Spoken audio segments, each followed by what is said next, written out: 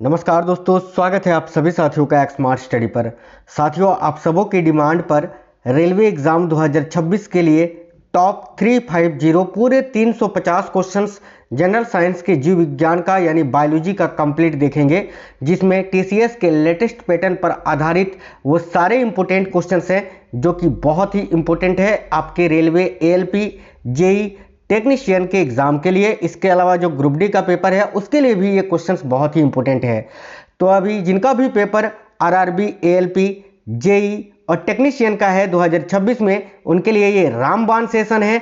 तो क्लास को आपको कंप्लीट देख लेना है। आज एक ही वीडियो में पूरे 350 से अधिक क्वेश्चंस इसी वीडियो में कंप्लीट देखेंगे, जो कि नए पैटर्न पर आधारित सवाल हैं जो कि आपको हूबहू आपके पेपर में देखने को मिलेंगे। तो इस क्लास को आज आपको कंप्लीट देख लेना है। आप सभी से रिक्वेस्ट है, इस वीडियो के नीचे कमेंट बॉक्स में ये कमेंट करके आप बता दीजिएगा कि आप किस एग्जाम के लिए इस वीडियो को देखोगे। एएलपी का सीटी इंटीमेशन जारी हो गया है। अगर आपने सीटी इंटीमेशन चेक कर लिया है तो आप इस वीडियो के नीचे कमेंट बॉक्स में कमेंट करके ये बता दीजिए आपका पेपर कब है और किस शिफ्ट में है। तो चलिए साथियों, बिना देरी किए हुए अपने इस शानदार सेशन की शुरुआत करते हैं। आपको बता दें, class super fast super marathon है। बहुत ही कम समय में सारे क्वेश्चन आंसर आप देख लोगे और समझ भी जाओगे। तो शुरू करते हैं बिना देरी किए हुए। साथियों, इस क्लास में जैसे आज बायोलॉजी करवा रहे हैं उसी तरह मैराथन क्लास में केमिस्ट्री भी करवा देंगे, फिजिक्स भी करवा देंगे। बस इस वीडियो को आप लोग सपोर्ट करना, वीडियो को ज़्यादा से ज़्यादा दोस्तों तक शेयर करना, लाइक करना। देखिए, पहला क्वेश्चन है, निम्न में से कौन सा अवयव रक्त में नहीं पाया जाता है। बहुत ही इंपॉर्टेंट क्वेश्चन है। देखिए, आरबीसी, डब्ल्यूबीसी, प्लाज्मा, ये तीनों रक्त में पाया जाता है, लेकिन प्लासेंटा जो है ये रक्त में नहीं पाया जाता है। तो ऑप्शन नंबर डी इस क्वेश्चन का करेक्ट आंसर हो जाएगा। इन तीनों में अगर बात करें तो देखिए 55% जो है प्लाज्मा होता है और बाकी के जो 45% होते हैं इसमें आरबीसी भी आता है, डब्ल्यूबीसी भी आता है और प्लेटलेट्स भी आता है। तो अगर आपसे पूछे मानव में रक्त कणिकाओं में कितना प्रतिशत प्लाज्मा पाया जाता है, तो 55% प्लाज्मा पाया जाता है और बाकी के 45% जो होते हैं इसमें रक्त कणिकाएं आरबीसी, डब्ल्यूबीसी और प्लेटलेट्स पाए जाते हैं। ठीक है, नेक्स्ट क्वेश्चन है, डॉक्टरों द्वारा स्फिग्नोमैनोमीटर से क्या जांचा जाता है। स्फिग्नोमैनोमीटर से डॉक्टर क्या जांच करते हैं, क्वेश्चन में यही पूछा जा रहा है। ऑप्शन नंबर सी करेक्ट होगा, रक्त का दबाव। रक्त के दबाव को मापा जाता है स्फिग्नोमैनोमीटर के द्वारा। और एक स्वस्थ मनुष्य का रक्त दाब कितना होता है, ब्लड प्रेशर कितना होता है, तो 120/80। याद रखना, ये बहुत ही इंपॉर्टेंट क्वेश्चन है। परिसंचरण तंत्र के खोजकर्ता कौन है, यानी रक्त परिसंचरण तंत्र की खोज किसने की थी। तो साथियों याद रखेंगे सभी, रक्त परिसंचरण तंत्र की खोज की थी विलियम हॉर्वे ने। देखिए, ऑप्शन नंबर डी करेक्ट है, विलियम हॉर्वे। नेक्स्ट है, परिसंचरण तंत्र के अध्ययन को क्या कहा जाता है। काफी अच्छा क्वेश्चन है, ध्यान से देखिएगा। परिसंचरण तंत्र के अध्ययन को क्या कहा जाता है, तो इसको एंजियोलॉजी कहा जाता है। क्या कहा जाता है, angiology. Option number C correct answer हो जाएगा साथियों, एंजियोलॉजी। रक्त के अध्ययन को क्या कहते हैं। देखिए, रक्त, एक तो परिसंचरण तंत्र के अध्ययन को एंजियोलॉजी कहते हैं, वो अलग क्वेश्चन है। और अगर आपसे पूछे रक्त के अध्ययन को क्या कहते हैं, ये भी एक अलग क्वेश्चन है। डबल स्टार मार्क कर लीजिएगा। रक्त के अध्ययन को कहते हैं हेमेटोलॉजी। ऑप्शन नंबर ए आपका करेक्ट आएगा, हेमेटोलॉजी। ऑन्कोलॉजी में आपका, आप सभी को पता है, कैंसर का अध्ययन होता है। सिस्मोलॉजी में बीजों का अध्ययन होता है। देखिए, प्रोटीन का पाचन कहाँ से शुरू होता है, बहुत ही इंपॉर्टेंट क्वेश्चन है साथियों। प्रोटीन का पाचन आमाशय से शुरू होता है, स्टोमक से। याद रखना, यहाँ पर अगर आपसे कार्बोहाइड्रेट पूछा जाता कि बताइए कार्बोहाइड्रेट का पाचन जो है वो कहाँ से शुरू होता है, तो आप आंसर करते हैं मुख से। ठीक है, कार्बोहाइड्रेट का पाचन मुख से ही प्रारंभ हो जाता है। लेकिन जब भी पूछे प्रोटीन का पाचन कहाँ से शुरू होता है, याद रखना आमाशय से। नेक्स्ट क्वेश्चन देखिए, जल का अवशोषण कौन से भाग में होता है। देखिए, जल का जो अवशोषण होता है वो साथियों बड़ी आंत में होता है। देखिए, एनसीईआरटी में बड़ी आंत को बृहदांत्र कहा गया है, तो बड़ी आंत करेक्ट आंसर हो जाएगा। आपको बता दें, ये जो क्लास है ये लेटेस्ट पैटर्न पर यानी एनसीईआरटी के केवल क्वेश्चन है, एक भी क्वेश्चन एनसीईआरटी के बाहर नहीं है। क्लास 9th और 10th की जो एनसीईआरटी है उससे लिए गए क्वेश्चन हैं, जो रेलवे के द्वारा लेटेस्ट पैटर्न पर पूछे जा रहे हैं, अभी वही सवाल हैं, आपको हूबहू पेपर में देखने को मिलेंगे। बस भरोसा करके क्लासेस देखते रहना। मैं करंट अफेयर्स का भी मैराथन क्लास करा दूंगा आपके पेपर से पहले, आप टेंशन मत लीजिए। देखिए, जल का अवशोषण कौन से भाग में होता है? तो बड़ी आंत में। याद रखना, जल पूछे या घुले हुए खनिज बोले, जल घुले हुए खनिज का जो अवशोषण है बड़ी आंत में होता है। देखिए, पचे हुए भोजन का अगर आपसे पूछे, पचे हुए भोजन का अवशोषण कहाँ होता है? तो पचे हुए भोजन का अवशोषण छोटी आंत में होता है। ठीक है, आगे देखिए, गुणसूत्र की खोज किसने की थी? साथियों देखिएगा, गुणसूत्र की खोज की थी वाल्डियर ने। ऑप्शन नंबर डी करेक्ट है। कौन से कोशिकांग में श्वसन एवं ऊर्जा से संबंधित रासायनिक प्रक्रियाएं होती हैं? बताइए, इनमें से कौन सा कोशिकांग है, कोशिका का कौन सा अंग है जहां श्वसन एवं ऊर्जा से संबंधित रासायनिक प्रक्रियाएं होती हैं? सिंपल सा क्वेश्चन है, माइटोकॉन्ड्रिया। याद रखना, माइटोकॉन्ड्रिया जिसको कोशिका का पावर हाउस कहा जाता है, माइटोकॉन्ड्रिया जो एटीपी निर्माण के लिए उत्तरदायी होता है। याद रखेंगे सभी। Option number C correct answer होगा, माइटोकॉन्ड्रिया। नेक्स्ट है, पादप कोशिका का जीवित द्रव्य घिरा रहता है किससे? तो पादप कोशिका जो होता है, प्लांट सेल, उसका जो कोशिका द्रव्य होता है ये किससे घिरा रहता है? तो ऑप्शन नंबर एक, कोशिका भित्ति व कोशिका झिल्ली दोनों से। एक चीज याद रखना, ये जो कोशिका भित्ति है ये केवल पादप कोशिका में पाया जाता है, इसके अलावा जीवाणु में पाया जाता है, लेकिन जंतु कोशिका में कोशिका भित्ति नहीं पाया जाता है। जंतु कोशिका में केवल कोशिका झिल्ली, जिसको सेल मेम्ब्रेन या प्लाज्मा मेम्ब्रेन के नाम से भी जानते हैं। याद रखना। नेक्स्ट क्वेश्चन है, कोशिका द्रव्य व केंद्रिका द्रव्य मिलकर क्या कहलाते हैं? देखिए, कोशिका द्रव्य व केंद्रिका द्रव्य मिलकर प्रोटोप्लाज्म कहलाते हैं, जिसको हिंदी में आप जीव द्रव्य बोलते हैं। ये जो प्रोटोप्लाज्म शब्द है इसको किसने दिया था? याद रखेंगे, क्वेश्चन पूछा जाता है तो पुरकिंजे साहब ने, पुरकिंजे ने। देखिए, अगला है, कोशिका का सबसे बड़ा व सबसे छोटा कोशिकांग क्रमशः कौन सा है? देखिए, कोशिका का जो सबसे बड़ा कोशिकांग है वो तो केंद्रक है और सबसे छोटा है राइबोसोम। तो ऑप्शन नंबर बी करेक्ट है। नेक्स्ट है, केंद्रक झिल्ली रहित कोशिकाएं क्या कहलाती हैं? यानी जिन कोशिकाओं के केंद्रक में झिल्ली नहीं होती है उन कोशिकाओं को क्या कहते हैं? तो याद रखिए, प्रोकैरियोटिक कोशिका। Option number C correct answer हो जाएगा। याद रखेंगे। अगला क्वेश्चन है, मेनिंजेस आवरण में पाई जाने वाली 3 परतों के नाम कौन से हैं? देखिए, मेनिंजेस आवरण में पाई जाने वाली जो 3 परत हैं उनके नाम देखिए, ये तीनों हैं, ड्यूरामेटर, इसके अलावा ऑरेक्नोइड और पायामेटर। यानी ऑप्शन नंबर डी उपयुक्त तीनों करेक्ट होगा। प्रमस्तिष्क का प्रत्येक गोलार्ध कितने लॉब में विभक्त होता है? बताइए, बहुत ही इंपोर्टेंट क्वेश्चन है। प्रमस्तिष्क का जो प्रत्येक गोलार्ध होता है ये कितने लॉब में विभक्त होता है? करेक्ट होगा साथियों, 4 लॉब में। ऑप्शन नंबर सी करेक्ट है। 4 लॉब कौन कौन सा है? तो ललाट, पार्श्विका, टेम्पोरल और पश्चपाल। ये 4 लोब विभिन्न कार्यों को नियंत्रित करते हैं। याद रखिएगा। मस्तिष्क को कितने भागों में बांटा गया है? तो साथियों, मुख्य रूप से मस्तिष्क को 3 भागों में बांटा गया है। उपयुक्त तीनों देखिए, फोर ब्रेन, मिड ब्रेन और हिंड ब्रेन। हिंदी में अगर पढ़े हम तो अग्र मस्तिष्क, मध्य मस्तिष्क और पश्चिम मस्तिष्क। अगर आपको क्वेश्चंस पसंद आ रहा है तो वीडियो को लाइक जरूर करिएगा साथियों। निम्न में से किसे, देखिए, मेटेन सिफेलॉन भी कहा जाता है? बताइए, मेटन सिफेलॉन इनमें से किसको कहा जाता है? देखिए, सेरेबेलम जो होता है ना, सेरिब्रम नहीं, सेरेबेलम जो होता है इसको मेटन सिफेलॉन के नाम से भी जानते हैं। ऑप्शन नंबर ए करेक्ट है। अग्र मस्तिष्क के अंतर्गत कौन से भाग आते हैं? बताइएगा, अग्र मस्तिष्क के अंतर्गत यानी फोर ब्रेन के अंतर्गत कौन से भाग आते हैं? तो देखिए, अग्र मस्तिष्क की अगर हम बात करें यहाँ पर तो ध्यान से देखिएगा, अनुमस्तिष्क तो नहीं आता है, प्रमस्तिष्क आता है, इसके अलावा साथियों डाइसेफिलॉन भी आता है। तो ऑप्शन नंबर डी, बी और सी दोनों, अग्र मस्तिष्क के अंतर्गत प्रमस्तिष्क और डाइसेफिलॉन आता है। नेक्स्ट क्वेश्चन देखिए, हमारे भोजन में हमारे शरीर के लिए सबसे जरूरी और सूक्ष्म भाग कौन सा होता है? तो हमारे भोजन में हमारे शरीर के लिए सबसे जरूरी और सूक्ष्म भाग जो होता है वो होता है vitamins. Option number A correct है, विटामिन। किसी व्यक्ति का रक्तचाप किस रूप में अभिव्यक्त किया जाता है? बताइए, किसी भी व्यक्ति का जो रक्तचाप होता है वो किस रूप में अभिव्यक्त किया जाता है? तो याद रखिए, करेक्ट आंसर हो जाएगा ऑप्शन नंबर सी, उपयुक्त दोनों में, सिस्टोलिक और डायस्टोलिक दोनों में ही। देखिए, ऊपर जैसे कि रक्तचाप 120/80 होता है जो कि मैंने आपको बताया, ये जो ऊपर वाला है ये सिस्टोलिक को दर्शाता है और नीचे वाला जो होता है ये डायस्टोलिक को दर्शाता है। इससे रिलेटेड क्वेश्चन भी मैंने ऐड किया था कि 120/80 में ऊपर की संख्या क्या दर्शाती है, तो ऊपर की संख्या सिस्टोलिक दर्शाती है। यहीं नीचे की संख्या पूछे तो याद रखना डायस्टोलिक को दर्शाती है। ऑप्शन नंबर 1 करेक्ट आंसर हो जाएगा। हमारे शरीर में कार्बोहाइड्रेट किस रूप में संचित रहता है, बताइए साथियों। ये क्लास बहुत इंपॉर्टेंट है। देखिए हमारे शरीर में कार्बोहाइड्रेट किस रूप में संचित रहता है, तो करेक्ट होगा साथियों ग्लाइकोजन के रूप में। नेक्स्ट है प्रोटीन से हमारे शरीर को क्या मिलता है, भाई प्रोटीन से हमारे शरीर को नाइट्रोजन मिलता है। ऑप्शन नंबर बी राइट होगा, नाइट्रोजन। हमारा शरीर जंक फूड खाने से मोटा हो जाता है, इसमें किसकी मात्रा अधिक होती है, तो जंक फूड जो हम खाते हैं ना उसमें फैट्स यानी वसा की मात्रा अधिक होती है, वसा की मात्रा। ऑप्शन नंबर सी करेक्ट होगा।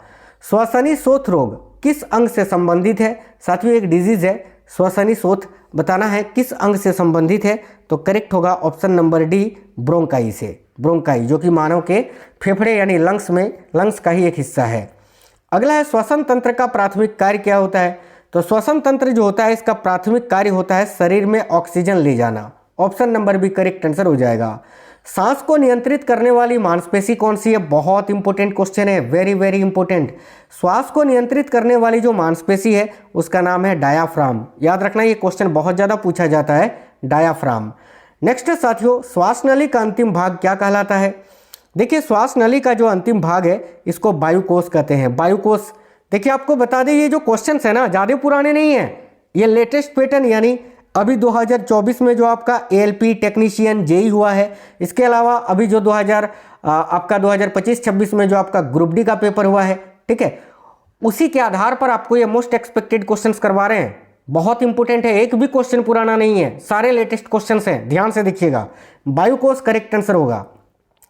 निम्न में से कौन सा श्वसन तंत्र का अंग नहीं है, तो भाई इनमें से कौन सा श्वसन तंत्र का अंग नहीं है, तो ब्रोंकाई है, लंग्स है, ट्रेकिया भी है, हार्ट नहीं है। हार्ट तो रक्त परिसंचरण तंत्र का भाग है, ठीक है। आगे देखिए नेक्स्ट क्वेश्चन की ओर बढ़ते हैं। अगला क्वेश्चन है आरएनए से संबंधित कौन सा कथन सत्य है। आरएनए से संबंधित कौन सा कथन सही है यही आपको बताना है। यह प्रोटीन संश्लेषण में सहायक होता है, बिल्कुल। इसकी संरचना एकल कुंडलित होती है, बिल्कुल। यह कोशिका द्रव्य में पाया जाता है, हाँ भाई पाया जाता है। ऑप्शन नंबर डी उपयुक्त तीनों सही है। मेंडल ने संकरण के प्रयोग कब किए थे, यानी मेंडल ने जो क्रॉस कराया था ये कब किया था, देखिए राइट आंसर हो जाएगा ऑप्शन नंबर बी 1856 से 1863 के मध्य में। अगला गुणसूत्र की संरचना में कौन शामिल होते हैं, याद रखिएगा गुणसूत्र की संरचना में DNA, RNA, हिस्टोन ये सभी शामिल होते हैं। भाई मेंडल के प्रयोग में कैपिटल T क्या दर्शाता है, भाई मेंडल ने जो प्रयोग किया था उसके परिणाम में जो कैपिटल T पाया गया वो क्या दर्शाता है, तो कैपिटल T जो है ये लंबाई और प्रभावी लक्षण को दर्शाता है। इसीलिए ऑप्शन नंबर डी हम आंसर करेंगे, ए व सी दोनों। देखिए नए जीव उत्पन्न होने की प्रक्रिया क्या कहलाती है साथियों, बताइएगा। नए जीव उत्पन्न होने की जो प्रक्रिया है वो क्या कहलाती है, देखिए राइट होगा जनन। ऑप्शन नंबर बी करेक्ट होगा, जनन। मेंडल द्वारा चयनित मटर के पौधे का कौन सा लक्षण आनुवांशिकता के प्रयोग के लिए नहीं चुना गया था, तो मेंडल द्वारा चयनित मटर के पौधे का कौन सा लक्षण है जो आनुवांशिकता के प्रयोग के लिए नहीं चुना गया था, तो फली का रंग, बीज का रंग, फूल का रंग तो चुना गया था, तने का रंग नहीं चुना गया था। तो ऑप्शन नंबर सी करेक्ट होगा साथियों, तने का रंग। जीन कोष क्या होता है, बताइए जीन कोष क्या होता है। देखिए बहुत ही इंपॉर्टेंट क्वेश्चन है। जीन कोष क्या है, तो एक क्रोमोसोम में कुल जीनों की संख्या, एक क्रोमोसोम में कुल कितने जीन हैं उसी को जीन कोष कहते हैं। जीन कहाँ पाए जाते हैं, जीन कहाँ पाए जाते हैं, तो जीन जो है ये केंद्रक में पाए जाते हैं। ऑप्शन नंबर डी करेक्ट होगा, केंद्रक में। कोशिका विभाजन के समय केंद्रक के अंदर दृश्यमान DNA जो होता है वो क्या होता है, तो कोशिका विभाजन के समय केंद्रक के अंदर जो दृश्यमान DNA होता है भाई वो गुणसूत्र होता है, गुणसूत्र, क्रोमोसोम्स। नेक्स्ट है मेंडल ने अपने संकरण प्रयोग किस पर किए थे, बताइए। अभी मैंने आपको बताया था मटर के पौधे पर, तो मटर के पौधे का ही वैज्ञानिक नाम है पाइसम सटाइवम, याद रखना। ऑप्शन नंबर बी करेक्ट होगा। कपाल तंत्रिका के प्रकार कौन से होते हैं, देखिए कपाल तंत्रिका, संवेदी तंत्रिका, प्रेरक तंत्रिका, मिश्रित तंत्रिका, ये तीनों प्रकार के होते हैं। तो ऑप्शन नंबर डी उपयुक्त तीनों करेक्ट होगा। निम्न में से किसमें तंत्रिका तंत्र नहीं पाया जाता है, देखिए तंत्रिका तंत्र जो है ये आपका जोक में, घोंघा में, टेपमर में पाया जाता है, अमीबा में नहीं पाया जाता है। अमीबा जो है किस विधि से अपना प्रजनन करता है ये बड़ा पूछा जाता है, तो याद रखना बाइनरी फिजन के द्वारा, ठीक है, बाइनरी फिजन यानी द्विखंडन विधि के द्वारा। नेक्स्ट क्वेश्चन देखिए, कार्पस कैलोसम मानव शरीर के किस अंग का एक महत्वपूर्ण भाग है? कार्पस कैलोसम मानव शरीर के किस अंग का एक महत्वपूर्ण भाग है? ऑप्शन नंबर सी राइट होगा, मस्तिष्क का। किसी अन्य तंत्रिका कोशिका के डेंड्राइट के साथ समाप्त होने वाले एक अक्ष तंतु के बीच के जोड़ को क्या कहते हैं? तो इसी को तो सिनेप्स कहते हैं ना, हिंदी में इसको अंतग्रथन कहते हैं, अंग्रेजी में सिनेप्स के नाम से, जिसको आप जानते हैं। गुर्दे की निष्पंद इकाई क्या है? काफी इंपोर्टेंट है, बताइए गुर्दे की निष्पंद इकाई कौन सी होती है? देखिए option number B right answer होगा, नेफ्रॉन। तंत्रिका कोशिका मानव शरीर के किस तंत्र का एक भाग है? तो तंत्रिका कोशिका जो है यह मानव शरीर के भाई तंत्रिका तंत्र का एक भाग है। ऑप्शन नंबर डी तंत्रिका तंत्र करेक्ट है। वेगस कपाल तंत्रिका किस प्रकार की है? ये एक कपाल तंत्रिका है जिसका नाम है वेगस। आपको बताना है वेगस कपाल तंत्रिका किस प्रकार की है, तो याद रखना ये सबसे लंबी कपाल तंत्रिका है साथियों। अगर आपसे पूछे सबसे लंबी कपाल तंत्रिका कौन सी है, तो याद रखिएगा वेगस। तो ऑप्शन नंबर ए करेक्ट होगा, सबसे लंबी। स्पाइनल कॉर्ड यानी कशेरुक रज्जु में से कितनी जोड़ी तंत्रिका निकलती हैं? तो देखिए करेक्ट आएगा 31 जोड़ी, यानी टोटल मिला के होती है 62। अगला, निम्न में से कौन नेफ्रॉन का हिस्सा नहीं है? देखिए नेफ्रॉन का हिस्सा आपका ब्रिक नलिका है, ब्रिक कणिका है, बोमेन कैप्सूल भी है, हिलम नहीं है। ऑप्शन नंबर सी करेक्ट होगा, हिलम। नेक्स्ट है, न्यूरॉन के किस भाग में सूचना प्राप्त होती है? ये क्वेश्चन वेरी इंपोर्टेंट क्वेश्चन है कि न्यूरॉन का कौन सा भाग है जहां से सूचना प्राप्त होती है? तो याद रखिएगा डेंड्राइट से, डेंड्राइट जिसको हिंदी में आप ध्रुमिकाएं बोलते हैं साथियों। अगला, रीढ़ की हड्डी में पाई जाने वाली स्टार के आकार की कोशिकाएं कौन सी होती हैं? काफी इंपोर्टेंट क्वेश्चन है। देखिए रीढ़ की हड्डी में पाई जाने वाली स्टार के आकार की जो कोशिका होती है वो होती है एस्ट्रोसाइट। देखिए ऑप्शन नंबर ए करेक्ट होगा, एस्ट्रोसाइट। तंत्रिका तंत्र की मूलभूत संरचनात्मक एवं कार्यात्मक इकाई कौन सी होती है? बताइए तंत्रिका तंत्र की मूलभूत संरचनात्मक एवं कार्यात्मक इकाई क्या होती है? देखिए ऑप्शन नंबर ए करेक्ट होगा, न्यूरॉन। निम्न में से कौन सा मानव शरीर की गतिविधि के लिए मुख्यतः जिम्मेदार है? तो मानव शरीर की गतिविधि के लिए मुख्यतः कौन जिम्मेदार है? ऑप्शन नंबर ए करेक्ट होगा, तंत्रिका एवं पेशीय ऊतकों का संयोजन। नेक्स्ट है, न्यूरॉन सेल में कौन से न्यूरॉन अनुमानों को संकेत प्राप्त होते हैं? तो न्यूरॉन सेल में कौन से न्यूरॉन है जो अनुमानों को संकेत प्राप्त होते हैं? करेक्ट होगा, dendrites. Option number B right होगा। कपाल तंत्रिका कितनी जोड़ी होती है? तो साथियों कपाल तंत्रिका 12 जोड़ी होती हैं, याद रखेंगे। नेक्स्ट है, दो न्यूरॉन्स के बीच विद्युत तंत्रिका आवेगों के संचरण का स्थल क्या है? तो दो न्यूरॉन्स के बीच जो विद्युत तंत्रिका आवेगों का संचरण होता है वह कौन सा स्थल में होता है? करेक्ट आएगा, सिनेप्स में। सिनेप्स ऑप्शन नंबर है इस क्वेश्चन का करेक्ट आंसर हो जाएगा। मस्तिष्क कौन सी प्रणाली का एक हिस्सा है? देखिए मानव मस्तिष्क जो है साथियों स्नायु प्रणाली का एक हिस्सा होता है। ऑप्शन नंबर डी करेक्ट है। नेक्स्ट है, भ्रूण के लिए भोजन को संग्रहित करने वाली जनन कोशिकाओं को क्या कहते हैं? बताइए, बहुत इंपॉर्टेंट क्वेश्चन है। भ्रूण के लिए भोजन को संग्रहित करने वाली जनन कोशिकाओं को क्या कहते हैं? देखिए करेक्ट आएगा, जूगेमेट। नेक्स्ट क्वेश्चन देखिए, कौन से अंग में भ्रूण विकसित होता है? बताइए इनमें से कौन सा अंग है जहां भ्रूण का विकास होता है? तो साथियों सिंपल सा क्वेश्चन है, गर्भाशय करेक्ट आंसर हो जाएगा।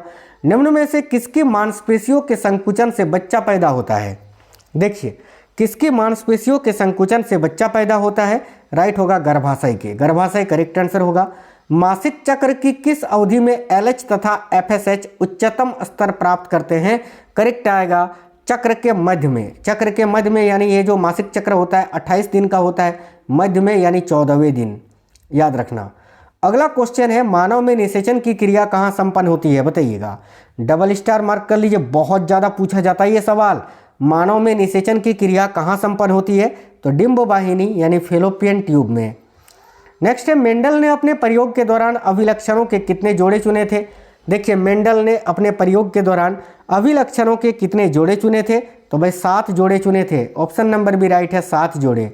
BPRC लक्षणों के युग्म को कोडित करने वाले जीन को क्या कहा जाता है? काफ़ी इंपोर्टेंट क्वेश्चन है, याद रखिएगा। BPRC लक्षणों के युग्म को कोडित करने वाला जो जीन है उसको एलिल्स के नाम से जानते हैं। ये क्वेश्चन बहुत इंपोर्टेंट है, एलिल्स याद रखेंगे। नेक्स्ट क्वेश्चन है, मेंडल ने प्रयोग के लिए मटर के पौधे को ही क्यों लिया था? भाई हेरिडिटी वाले चैप्टर से बहुत क्वेश्चन पूछे जाते हैं, अभी ग्रुप डी में भी बहुत क्वेश्चन पूछे गए हैं। देखिए मेंडल ने प्रयोग के लिए मटर के पौधे को ही क्यों लिया था? ऑप्शन नंबर डी उपयुक्त तीनों। जिस चर्च में वे थे वहाँ मटर के पौधे का उपलब्ध होना, स्वनिषेचन और परनिषेचन की क्रिया का आसानी से होना और मटर के पौधे का जीवन चक्र जल्दी पूरा होना। उपयुक्त तीनों ऑप्शन नंबर डी करेक्ट है। आरएनए के 3 प्रकार होते हैं, वे कौन से हैं? देखिए आरएनए जो होता है, आरएनए का फुल फॉर्म होता है राइबोन्यूक्लिक एसिड, जो कि 3 प्रकार का होता है। कौन कौन सा? तो एमआरएनए, आरआरएनए और टीआरएनए। ऑप्शन नंबर 1 करेक्ट होगा। मेंडल का जन्म व मृत्यु क्रमशः कब हुआ था? मेंडल जिसको आनुवांशिकता का पिता कहा जाता है, इनका जन्म किस वर्ष हुआ था और मृत्यु कब हुआ था, ये आपको बताना है। तो मेंडल का जन्म 1822 में हुआ था और इनकी मृत्यु 1884 ईस्वी में हुई थी। रक्त परिसंचरण तंत्र कितने प्रकार का होता है? देखिए रक्त परिसंचरण तंत्र मुख्यतः 2 प्रकार का होता है। एक होता है खुला रक्त परिसंचरण तंत्र और एक होता है बंद परिसंचरण तंत्र। ठीक है, बताइए मनुष्य में कौन सा परिसंचरण तंत्र पाया जाता है? देखिए मनुष्य में बंद परिसंचरण तंत्र पाया जाता है। मनुष्यों में बंद और दोहरा परिसंचरण तंत्र पाया जाता है, याद रखना। मनुष्य के अलावा पक्षियों में भी बंद परिसंचरण तंत्र पाया जाता है। ठीक है, खुला रक्त परिसंचरण तंत्र किसमें पाया जाता है? तो कीटों में, तितली में, कॉकरोच में, उपयुक्त सभी में, इन सभी में खुला रक्त परिसंचरण तंत्र पाया जाता है। रक्त बनावट में किस तरह का होता है? तो रक्त बनावट में गाढ़ा होता है, चिपचिपा होता है, लाल होता है, उपयुक्त सभी प्रकार का होता है। मानव हृदय का औसत भार कितना होता है? बताइए मानव हृदय का जो औसतन भार होता है वो कितना होता है? देखिए ऑप्शन नंबर बी करेक्ट होगा, 300 ग्राम। साथियों याद रखना एवरेज। मानव शरीर में रुधिर का कितना प्रतिशत प्लाज्मा होता है? पहले जो पहला क्वेश्चन था उसी टाइम मैंने आपको बताया था, ये बहुत इंपॉर्टेंट क्वेश्चन है। मानव रुधिर का जो 55% होता है ये केवल प्लाज्मा होता है और 45% रक्त कणिकाएं होती हैं, याद रखना। नेक्स्ट क्वेश्चन है, देखिएगा प्लाज्मा में कितना प्रतिशत जल होता है? बहुत इंपॉर्टेंट है। तो प्लाज्मा में 90% तक जल पाया जाता है, याद रखेंगे। मानव शरीर में सर्वाधिक मात्रा में कौन सा तत्व पाया जाता है? देखिए मानव शरीर में सर्वाधिक मात्रा में लोहा पाया जाता है, लोहा, आयरन। मानव शरीर की कोशिका में गुणसूत्रों की संख्या कितनी होती है? तो टोटल पूछा है तो 46, जोड़ी में पूछता तो 23 जोड़ी होता है। नेक्स्ट क्वेश्चन देखिए, मानव शरीर की सबसे कठोर अस्थि कहाँ पर स्थित होती है? मानव शरीर की जो सबसे कठोर यानी सबसे मजबूत हड्डी होती है वो कहाँ होती है? तो जबड़े में होती है भाई। ऑप्शन नंबर डी करेक्ट होगा, जबड़े। बेटिंग व बेस्ट ने किसकी खोज की थी? तो साथियों देखिएगा बेटिंग व बेस्ट ने जो है ना इंसुलिन की खोज की थी साथियों। कब? तो 1921 में फ्रेडरिक बेंटिंग और चार्ल्स बेस्ट ने 1921 में। नेक्स्ट है, नियासिन किस विटामिन का रासायनिक नाम है? देखिए नियासिन जो है ये किस विटामिन का रासायनिक नाम है? तो साथियों नियासिन जो है ना ये विटामिन B3 का रासायनिक नाम है। Option number B correct answer हो जाएगा। अगला है, फिलोक्विनोन किसका रासायनिक नाम है भाई? साथियों देखिए फिलोक्विनोन जो है ना ये किसका रासायनिक नाम है? तो ऑप्शन नंबर बी करेक्ट होगा, विटामिन के का। अगला है, पेंटाथेनिक अम्ल किस विटामिन का रासायनिक नाम है? तो साथियों पेंटाथेनिक अम्ल विटामिन B5 का रासायनिक नाम है। Option number D correct answer हो जाएगा। अगला है, एम्फीसीमा एक श्वसन विकार है जो कि होता है किससे?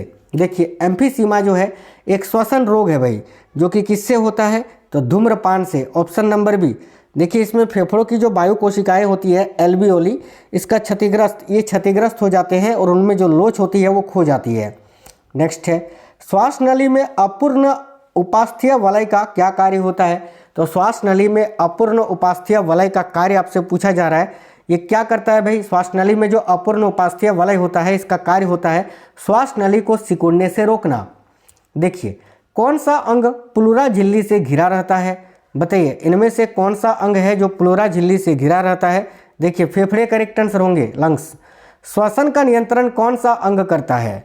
तो श्वसन जितनी भी अनिच्छिक क्रियाएं होती हैं उन सभी को नियंत्रित मेडुला ऑब्लांगेटा करता है। ऑप्शन नंबर ए आपका करेक्ट आंसर हो जाएगा। अगला, रुधिर एवं उत्तकों के बीच गैस विनियमन क्या कहलाता है? बताइए रुधिर एवं उत्तकों के बीच जो गैस का विनियमन होता है ये क्या कहलाता है? तो साथियों आंतरिक श्वसन कहलाता है। Option number B. देखिए रुधिर और उत्तकों के बीच गैसों के आदान प्रदान को आंतरिक श्वसन या फिर उत्तक गैस विनियमन कहा जाता है। अगला क्वेश्चन है, श्वसन के मुख्य प्रकार कौन से हैं भाई? देखिए श्वसन के मुख्य प्रकार ये दोनों ही हैं जो कि मुख्य रूप से प्लांट्स यानी पादप में होता है, वायवीय श्वसन और एक अवायवीय श्वसन यानी ऑक्सी श्वसन और अनऑक्सी श्वसन, याद रखना। नेक्स्ट है, ऑक्सी श्वसन के चरण कौन से होते हैं? तो ऑक्सी चरण जो होता है इसका चरण कौन सा होता है? तो ये सभी होता है, ग्लाइकोलाइसिस, क्रेब्स चक्र और ETS। ठीक है, ETS, ये सभी ETS यानी जिसको आप देखिए इलेक्ट्रॉन परिवहन श्रृंखला बोलते हैं हिंदी में, ठीक है।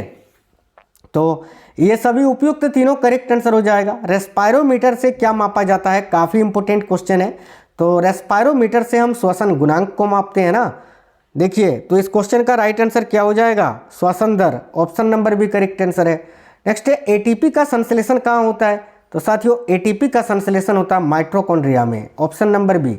ग्लूकोज का पायरुविक अम्ल में विघटन क्या कहलाता है, देखिए ग्लूकोज का पायरुविक अम्ल में विघटन, इसी को ईएमपी पाथ कहते हैं, ईएमपी पाथ या फिर ग्लाइकोलाइसिस, याद रखना। ग्लूकोज का पायरुविक अम्ल में विघटन ग्लाइकोलाइसिस कहलाता है। यह कोशिका द्रव्य यानी साइटोप्लाज्म में होने वाली एक प्रक्रिया होती है।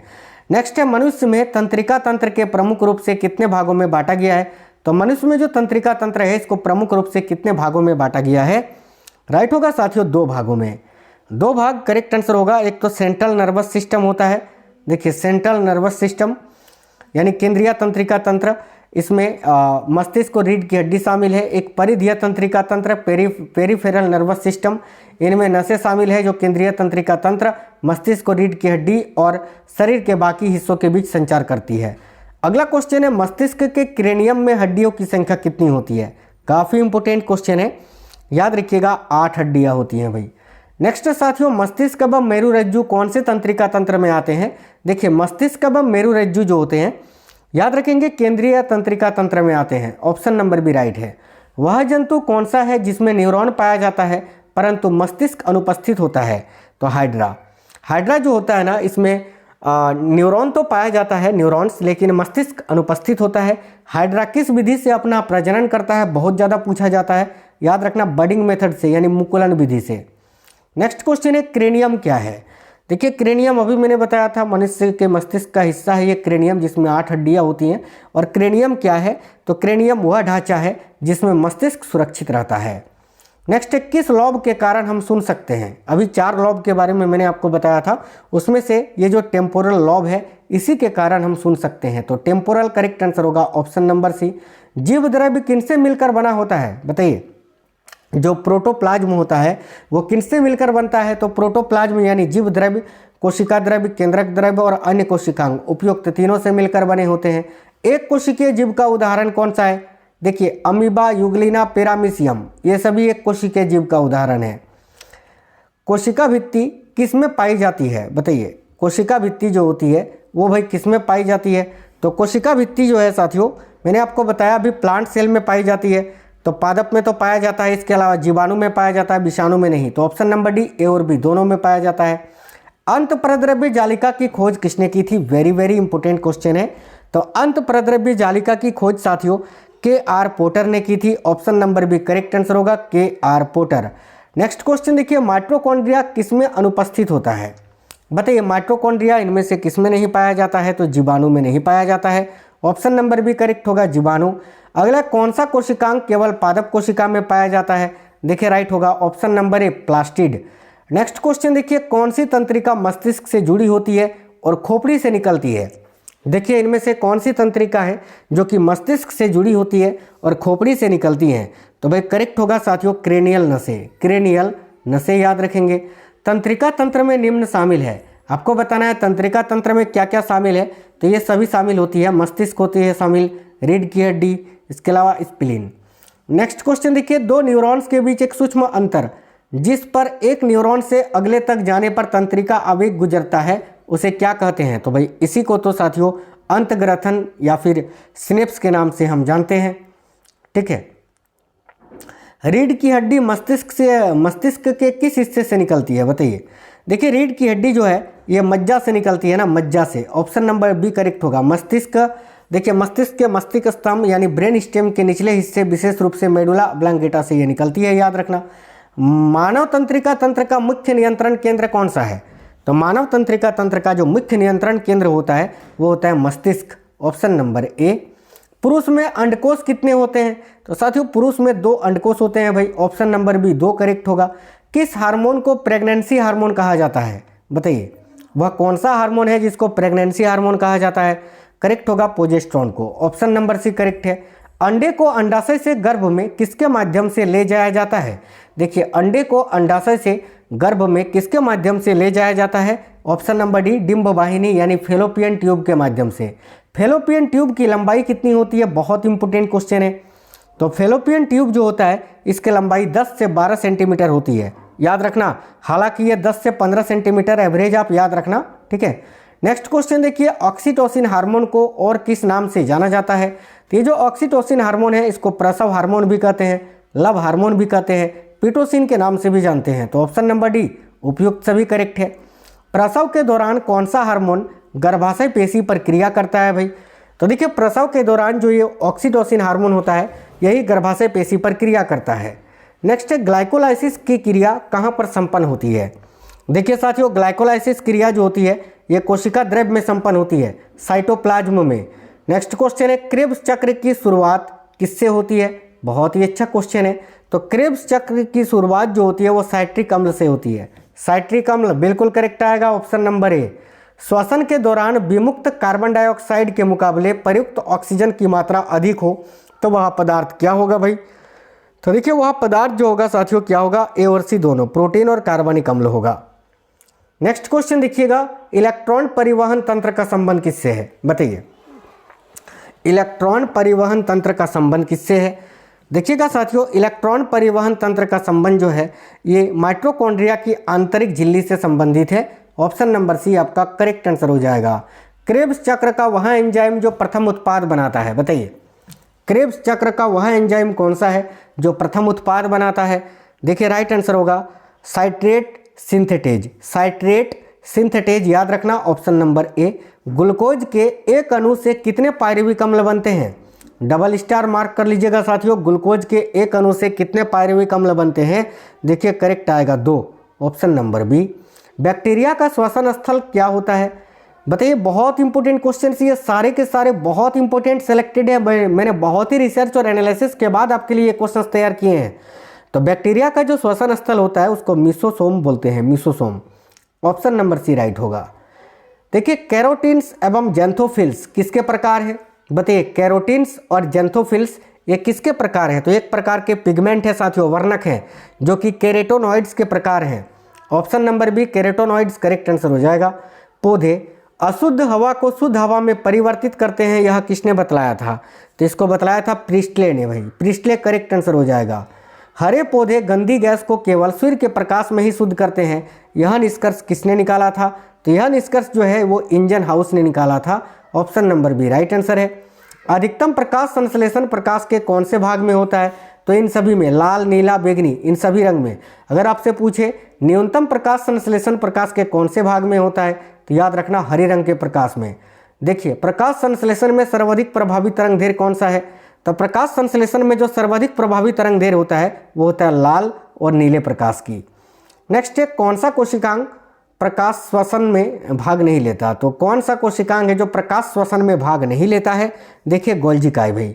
बाकी माइटोकॉन्ड्रिया लेता है, क्लोरोप्लास्ट भी लेता है, गोल्जी काय नहीं लेता है। ऑप्शन नंबर सी।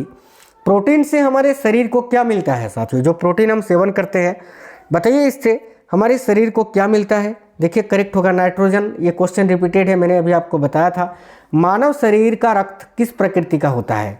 देखिए, मानव शरीर का जो रक्त होता है ना, ये क्षारीय प्रकृति का होता है। ऑप्शन नंबर ए क्षारीय प्रकृति।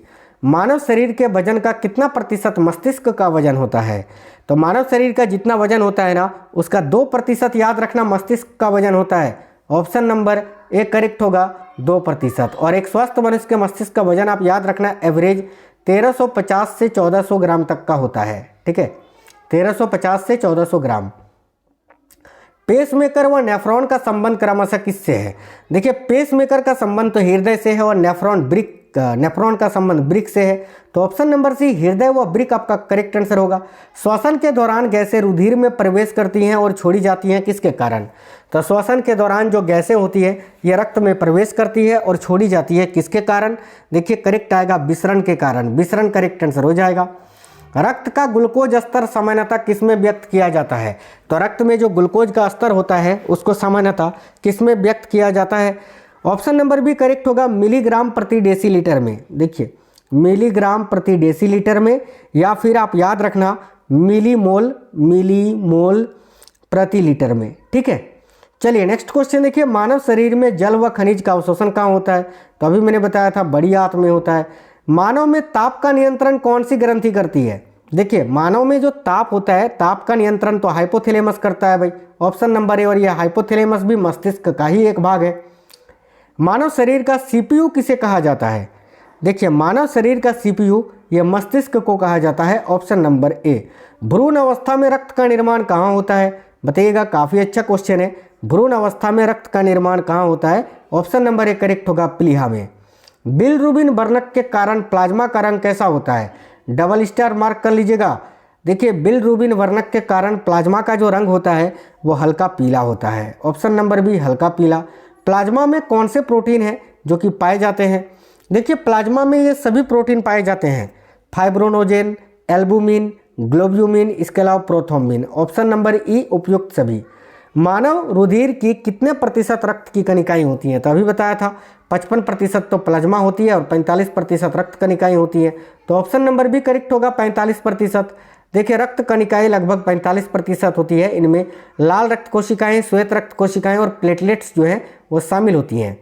नेक्स्ट है प्लेटलेट्स का जो जीवन काल होता है वो कितना होता है? तो वह ब्लड प्लेटलेट्स का जो जीवन काल होता है साथियों, याद रखना है, ये 7 से 10 दिन तक का होता है, ऑप्शन नंबर डी 7 से 10 दिन। निःश्वसन प्रक्रिया के दौरान क्या नहीं होगा? देखिए निःश्वसन प्रक्रिया के दौरान जो है फेफड़ों का आयतन घटेगा, डायाफ्राम शिथिल होगा, वायु श्वास नली से बाहर निकलेगी बिल्कुल, लेकिन श्वास नली सिकुड़ जाएगी, ये नहीं होगा, ऑप्शन नंबर डी करेक्ट होगा। आगे देखिए श्वसन तंत्र का प्राथमिक कार्य क्या है? तो यही कि शरीर में ऑक्सीजन ले जाना। श्वास को नियंत्रित करने वाली मांसपेशी है, मैंने आपको बताया डायाफ्राम होती है। नेक्स्ट, निःश्वसन के दौरान सांस से आवाज आना कौन सा रोग है? जब सांस हम लेते हैं या छोड़ते हैं उस समय सांस से जो आवाज आता है ये कौन से रोग का उदाहरण है? तो याद रखना अस्थमा का, अस्थमा करेक्ट आंसर हो जाएगा। श्वसन क्रिया के दौरान कौन सी गैस की मात्रा में कोई परिवर्तन नहीं होता है? देखिए श्वसन क्रिया के दौरान कौन सी गैस की मात्रा में कोई भी परिवर्तन नहीं होता है? करेक्ट होगा साथियों, याद रखिएगा नाइट्रोजन में। देखिए नाइट्रोजन हम सांस जब लेते हैं तब भी 78% लेते हैं, और जब छोड़ते हैं तो छोड़ी हुई सांस में भी नाइट्रोजन की मात्रा 78% होती है, याद रखना। कौन सा अभिलक्षण वंशागत नहीं है? देखिए इनमें से कौन सा अभिलक्षण वंशागत नहीं है? चमड़ी का रंग है, आंखों का रंग है, शरीर की आकृति भी वंशागत है, बाल की प्रकृति ये वंशागत नहीं है, तो ऑप्शन नंबर सी करेक्ट होगा। निम्न में से किसको मेंडल के नियम का अपवाद कहा जाता है? बहुत इंपॉर्टेंट क्वेश्चन। तो साथियों सह प्रभाविकता का नियम, जिसको सहलग्नता यानी लिंकेज लॉ के नाम से भी जानते हैं, जो कि मेंडल के नियम का एक अपवाद है। संतति में पूर्वजों के गुणों का आना क्या कहलाता है? साथियों देखिएगा, संतति में पूर्वजों के गुणों का आना, इसी को तो एडाविज्म कहते हैं, एडाविज्म, ऑप्शन नंबर बी करेक्ट होगा। मनुष्य में एलोजोम या लिंगी गुणसूत्रों के कितने जोड़े होते हैं? तो मनुष्य में एलोजोम यानी लिंगी गुणसूत्र के एक जोड़ी होती है भाई, एक जोड़ी करेक्ट आंसर होगा, ऑप्शन नंबर ए।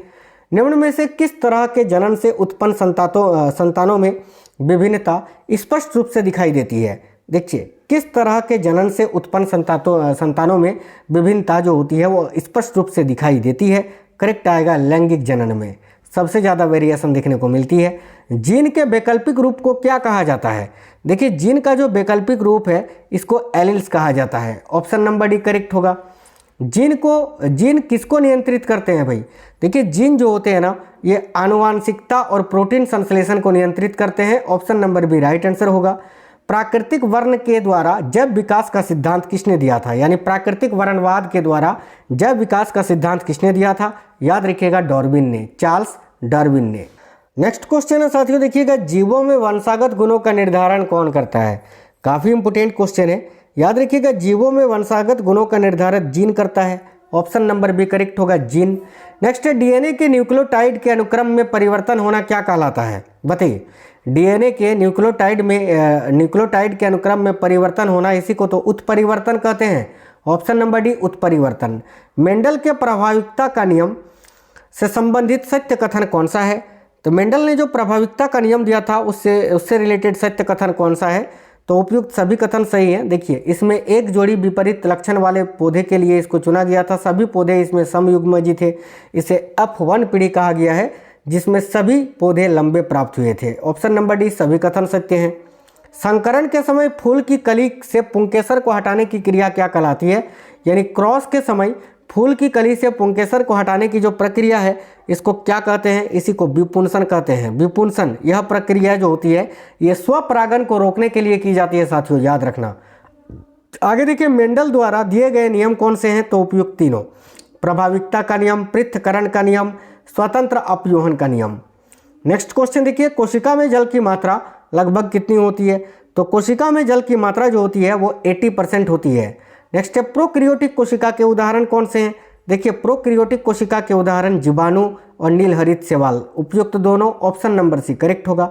वैज्ञानिक जॉर्ज पेलेड ने किसकी खोज की थी भाई? बताइए, वैज्ञानिक जॉर्ज पेलेड ने किसकी खोज की थी? देखिए करेक्ट होगा ऑप्शन नंबर बी, राइबोसोम की। अंतःप्रद्रव्य जालिका, ठीक है, के प्रकार कौन से होते हैं? तो अंतःप्रद्रव्य जालिका दो प्रकार का होता है। एक आपका खुरदरी अंतःप्रद्रव्य जालिका यानी रफ एंडोप्लाज्मिक रेटिकुलम, और एक होता है स्मूथ एंडोप्लाज्मिक रेटिकुलम यानी चिकनी अंतःप्रद्रव्य जालिका। ये जो खुरदरी अंतःप्रद्रव्य जालिका होती है इसमें राइबोसोम की उपस्थिति होती है, और चिकनी अंतःप्रद्रव्य जालिका जो होती है इसमें वसा और लिपिड्स की मात्रा होती है, जिसके कारण ये चिकनी होती है। तो ऑप्शन नंबर सी उपयुक्त दोनों करेक्ट आंसर होगा। लाइसोसोम बनने के लिए कौन उत्तरदायी है? देखिए राइट होगा गोल्जी काई। बहुत इंपॉर्टेंट क्वेश्चन है ये। पादप कोशिका में जल, भोजन एवं उत्सर्जित पदार्थों का भंडारण कौन करता है? पादप कोशिका में पूछा है ना, तो यहाँ पर आपका वैक्यूल करेक्ट होगा, रिक्तिका। Option number B correct answer है। केंद्रक के बारे में सत्य कथन कौन सा है? तो साथियों, केंद्रक के बारे में ये सभी कथन सत्य हैं, जैसे कि कोशिका का नियंत्रण कक्ष, राइबोसोम का निर्माता, आनुवांशिकी सूचनाओं का हस्तांतरण। ऑप्शन नंबर डी उपयुक्त तीनों। निम्न में से कौन सी बीमारी तंत्रिका तंत्र से संबंधित है? तो इनमें से कौन सी बीमारी है जो तंत्रिका तंत्र को प्रभावित करती है? देखिए टिटनेस। टिटनेस जो होता है यह तंत्रिका तंत्र को प्रभावित करने वाली बीमारी है। क्वेश्चन काफ़ी इंपॉर्टेंट है ये। एक न्यूरॉन के भीतर सूचना कैसे यात्रा करती है ये आपको बताना है। तो सबसे पहले सूचना को ग्रहण किया जाता है डेंड्राइट के द्वारा, उसके बाद ये कोशिका शरीर यानी सेल बॉडी के अंदर जाता है, जिसको आप सोमा कहते हैं। फिर ये अंश तंतु यानी एक्सॉन में आता है, फिर एक्सॉन के एंड में यानी तंत्रिका अंत में। देखिए, तंत्रिका तंत्र का वह भाग जो स्वैच्छिक गतिविधियों को नियंत्रित करता है क्या कहलाता है? बताइए। तंत्रिका तंत्र का वह भाग जो स्वैच्छिक गतिविधियों को नियंत्रित करता है इसको साथियों सोमेटिक तंत्रिका तंत्र कहते हैं। ऑप्शन नंबर बी करेक्ट होगा। त्वचा, देखिए त्वचा, नेत्र, नाक, पेशियों जैसी ग्राही अंगों से मस्तिष्क और मेरुरज्जु तक आवेगों को ले जाने वाली तंत्रिका को क्या कहते हैं? याद रखिए करेक्ट आंसर होगा कायिक संवेदी, जिसको अभिवाही तंत्रिका या फिर संवेदी तंत्रिका तंत्र भी कहते हैं। शरीर का वह भाग जो तंत्रिका तंत्र से भेजे गए निर्देशों पर प्रतिक्रिया करता है उसे क्या कहते हैं? इसको इफेक्टर कहते हैं अंग्रेजी में, हिंदी में प्रभावक। नेक्स्ट है, बच्चों की रीढ़ की हड्डी में कितने कशेरुकाई होती हैं? तो याद रखिएगा 33, और ये विकसित होने के बाद यानी वयस्कों में 26 हो जाती है। आगे देखिएगा, न्यूरॉन के कोशिका शरीर पर सबसे लंबे फाइबर को क्या कहा जाता है? तो न्यूरॉन का जो कोशिका शरीर होता है उस पर सबसे लंबा जो फाइबर होता है इसको एक्सॉन कहते हैं, अंश तंतु। नेक्स्ट साथियों, ट्यूबेक्टोमी किसको रोकता है? तो देखिए ट्यूबेक्टोमी ये निषेचन को रोकता है। ट्यूबेक्टोमी बेसिकली जो महिलाओं में नसबंदी होता है उसको कहा जाता है, जिसमें फेलोपियन ट्यूब को काट दिया जाता है, ठीक है। और पुरुषों में जो नसबंदी होता है उसको याद रखना वेसेक्टोमी कहते हैं, जिसमें वास्ट डिफरेंस को काट दिया जाता है। बताइए महिलाओं में मासिक चक्र की अवधि क्या है? याद रखिएगा 28 दिन की। नेक्स्ट क्वेश्चन है, प्रोस्टेट ग्रंथि किसके नीचे मौजूद होती है? देखिए प्रोस्टेट ग्रंथि जो होती है ना, यह साथियों मूत्राशय के ठीक नीचे मौजूद होती है। ऑप्शन नंबर डी मूत्राशय। फेलोपियन ट्यूब का किस भाग में निषेचन की क्रिया संपन्न होती है? तो फेलोपियन ट्यूब का वह कौन सा भाग है जहां पर निषेचन की क्रिया संपन्न होती है? याद रखिएगा एम्पुला में। एम्पुला जो कि फेलोपियन ट्यूब का भाग है। कौन गर्भाशय ग्रीवा के माध्यम से योनि में खुलता है? बताइए, काफ़ी इंपोर्टेंट क्वेश्चन है। देखिए गर्भाशय अगर आप बताओगे तो बिल्कुल करेक्ट आंसर हो जाएगा। नेक्स्ट है, स्वस्थ मनुष्य के 0.001 मिलीलीटर रक्त में औसतन कितनी प्लेटलेट्स होती हैं? करेक्ट आंसर होगा option number D 1.5 to 4.5 lakh. WBC एवं RBC को क्रमशः क्या कहा जाता है? तो साथियों WBC एवं RBC को क्रमशः क्या कहा जाता है? तो देखिए WBC को तो ल्यूकोसाइट्स कहा जाता है और RBC को एरिथ्रोसाइट्स कहा जाता है भाई। Option number B right answer है। मानव रक्त में सबसे कम कौन सी कोशिका पाई जाती है? देखिए मानव रक्त में सबसे कम WBC पाई जाती है और WBC में भी बेसोफिल्स नामक जो WBC कण है ये सबसे कम पाई जाती है, बेसोफिल्स याद रखना। निम्न में से RBC, WBC एवं प्लेटलेट्स का क्रमशः सही अनुपात कौन सा है? तो RBC का 600 याद रखना, WBC का 1 और प्लेटलेट्स का 40, यानी option number C correct answer है। RBC की वृद्धि होने से, देखिए RBC की वृद्धि से होने वाला रोग कौन सा है? तो जब लाल रक्त कणिकाओं की वृद्धि होती है तो कौन सा रोग होता है? तो पॉलीसिथेमिया नामक एक रोग होता है भाई, ऑप्शन नंबर बी पॉलीसिथेमिया। ल्यूकोपिनिया जो कि एक प्रकार का कैंसर है, ये रोग होने का कारण क्या है? तो याद रखना WBC की कमी। नेक्स्ट है देखिए श्वसन तंत्र में ऑक्सीजन का आवागमन किसके कारण होता है? बताइएगा। देखिए श्वसन तंत्र में ऑक्सीजन का आवागमन जो है ये हीमोग्लोबिन के कारण होता है साथियों। फेफड़ों में गैस धारण करने की क्षमता लगभग कितनी होती है? ध्यान से देखिएगा, फेफड़ों में गैस धारण करने की जो क्षमता होती है ना, ये लगभग 5 लीटर होती है, 5 लीटर। नेक्स्ट है श्वसन गति से संबंधित कौन सा कथन गलत है? याद रखिएगा, श्वसन गति से संबंधित देखिए ए में लिखा है आराम एवं सोते समय श्वसन गति कम होती है, ये बिल्कुल सही है। क्रोध के समय श्वसन गति बढ़ती है, ये भी सही है। व्यायाम के समय श्वसन गति सामान्य रहती है, नहीं, जब आप जिम वगैरह करोगे तो श्वसन गति बढ़ेगी ना, सामान्य कैसे रहेगी? तो यही गलत है, यही आंसर होगा ऑप्शन नंबर सी। आगे देखिए ज्वारीय आयतन क्या है? देखिए ऑप्शन नंबर डी ए और बी दोनों ही करेक्ट होगा। ए में है अंत श्वसन के दौरान वायु का आयतन और निःश्वसन के दौरान वायु का आयतन, इसी को ज्वारीय आयतन कहते हैं। श्वसन तंत्र में कार्बन डाइऑक्साइड का आदान प्रदान किसके द्वारा होता है? करेक्ट होगा बाइकार्बोनेट, हीमोग्लोबिन और प्लाज्मा, उपयुक्त तीनों के द्वारा। नेक्स्ट है श्वसन ऊर्जा कौन सी ऊर्जा का उदाहरण है? देखिए श्वसन ऊर्जा जो है ये रासायनिक ऊर्जा का एक उदाहरण है, ऑप्शन नंबर सी रासायनिक ऊर्जा। विटामिन B7 का रासायनिक नाम क्या होता है? विटामिन B7 का रासायनिक नाम है साथियों biotin, option number A biotin. हरी सब्जियों में ज़्यादातर कौन सा विटामिन पाया जाता है? देखिए राइट होगा option number A vitamin A. चर्म रोग में कौन सा विटामिन सहायक होता है? याद रखिएगा करेक्ट है option number A vitamin C. मानव शरीर के यकृत में कौन सा विटामिन होता है? तो मानव शरीर का जो यकृत होता है ना, उसमें विटामिन ए पाया जाता है, option number B vitamin A. किस विटामिन को प्रजनन विटामिन भी कहते हैं? देखिए राइट होगा विटामिन ई को, जिसका रासायनिक नाम होता है टेकोफेरल। विटामिन ए के आविष्कारक कौन है? तो विटामिन ए और विटामिन बी का आविष्कारक है मैकुलन। हॉलकट ने विटामिन सी की खोज की थी और हॉपकिंस ने विटामिन डी की खोज की थी। अगला है कैल्शियम एवं फास्फोरस मनुष्य को किससे प्राप्त होता है? देखिए कैल्शियम व फास्फोरस जो है ये मनुष्य को दूध से प्राप्त होता है भाई, ऑप्शन नंबर बी दूध करेक्ट है। मानव मस्तिष्क में स्मरण क्षमता कहाँ पाई जाती है? बताइए मानव मस्तिष्क में बुद्धि एवं चतुराई का केंद्र किसको कहा जाता है? ऑप्शन नंबर ए करेक्ट होगा सेरिब्रम को। अगला है मानव की पसलियाँ किससे जुड़ी होती है? तो मानव की जो पसलियाँ होती है ये स्टर्नम से जुड़ी होती हैं, ऑप्शन नंबर ए स्टर्नम। मस्तिष्क को मुख्य रूप से कितने भागों में बांटा गया है? अभी मैंने आपको बताया था 3 भागों में बांटा गया है, अग्र मस्तिष्क, मध्य मस्तिष्क और पश्च मस्तिष्क में। EEG का संबंध शरीर के किस अंग से संबंधित है? तो EEG का संबंध मस्तिष्क से है। यहीं पर अगर आपसे ECG पूछ लेता तो फिर आपका करेक्ट आंसर हृदय हो जाता।